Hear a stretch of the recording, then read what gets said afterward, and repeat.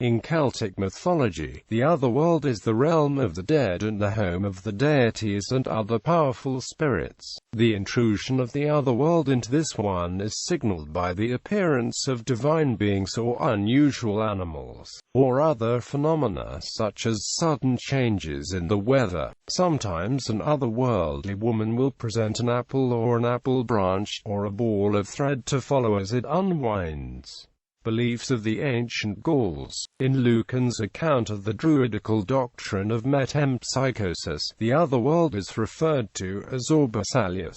Greco-Roman geographers tell us about Celtic belief in islands consecrated to gods and heroes. Among them were Anglesey, located on the northern Welsh coast, which was the sacred island of the Druids of Britain, the Scilly Islands, where archaeological remains of proto-historical temples have been found, and some of the Hebrides Islands, which were, in the Gaelic tradition, home of ghosts and demons. On one of them, Skye, the Irish hero Cuchulainn was educated by the warrior woman Scathach. Byzantine scholar Procopius of Caesarea described the otherworld of the ancient Gauls. He said it was thought that the land of dead lay someplace west of Great Britain. The continental Celtic myths told that once the souls of the dead had left the bodies, they travelled to the northwestern coast of Gaul and took a boat in direction to Britannia. When they had to cross the channel, the souls went to the homes of the fishermen and knocked desperately at the doors. The fishermen went then out of the houses and led the dead to the goal in ghostly ships. There are still remains of those beliefs in the Breton and Galician traditions. In Brittany, the name Bag and Noz is used to denote those ships who carry the dead to the goal. Anatole Lebras describes in his book La Légende de la Mort chez les Bretons Américains the existence of souls processions which make the way toward coastal places like Laxal, to start the last travel from there.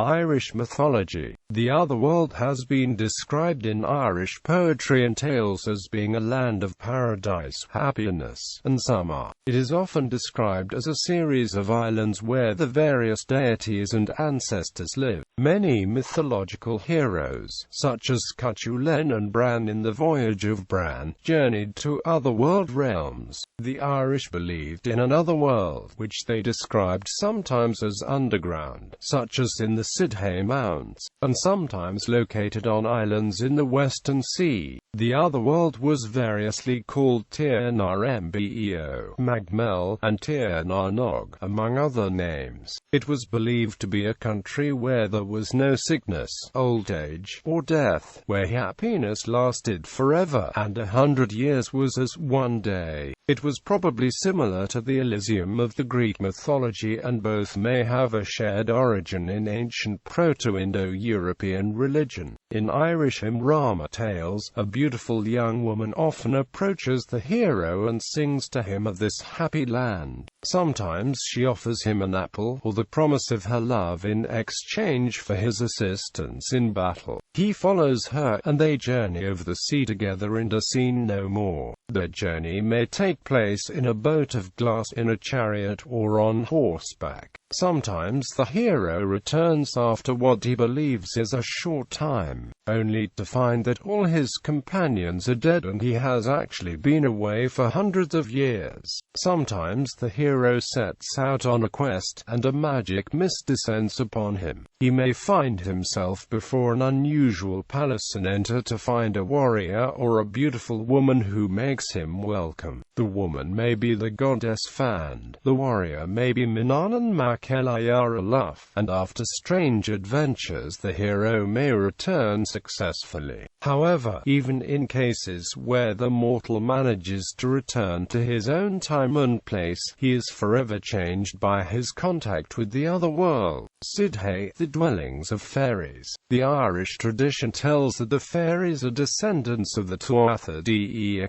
Danann, an ancient folk that were driven to the underworld by a wave of invaders, the Gaels, who came from Galicia led by chieftain Milaspen. The Tuatha had no other choice than to take refuge under the Sidhe, a Celtic word which denotes the hills where the long barrows lay. The fairies who live in the mounts are known as the Aoc of the Dawansithe. All through Ireland, legends can be heard about Knock's Hollow Hills, which are inhabited by extended fairy communities ruled by a king or a queen. The best-known Sithe sites in Ireland are Knockmar, where the throne of Finnevara is located; Knockeny, ruled by Ine, Queen of Munster; and Newgrange in County Meath, a megalithic passage tomb which is associated with the deities Boan, Angus Og and the Dagda. The Sithe can be found by humans in certain times in the year, especially at midsummer, when the Dawan Sithe might be seen dancing under the moonlight.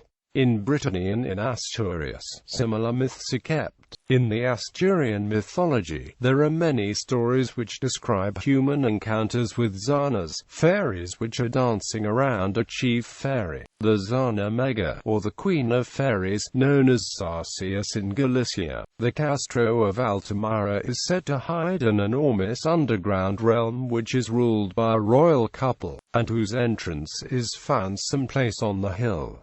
Welsh mythology. This conception of the otherworld is also preserved in the Welsh story of Branwen, daughter of Llywr, which ends with the survivors of the great battle feasting in the presence of the severed head of Bran the Blessed, having forgotten all the suffering and sorrow, and having become unaware of the passage of time. In Irish lore, Don, a god of the dead, reigned over Tecdown, which was seen as existing on or under Bull Island, located off the Bear Peninsula in the southwest of Ireland. It was believed that the newly dead journeyed to Tecdown either to remain there forever, or perhaps as a starting point on their journey to the Blessed Isles across the Western Sea. A Welsh corollary to Tecdown is Annwfn, ruled by the otherworld kings Arwen and Gwynap and Udd. In the first branch of the Welsh tales known as the Mabinogion, entitled Pwyll, Prince of Dyfed, the eponymous prince offends Arwen, ruler of Annwn, by baiting his hunting hounds on a stag that Arwen's dogs had brought down. In recompense, Pwyll exchanges places with Arwen for a year and defeats Arwen's enemy Halfdan.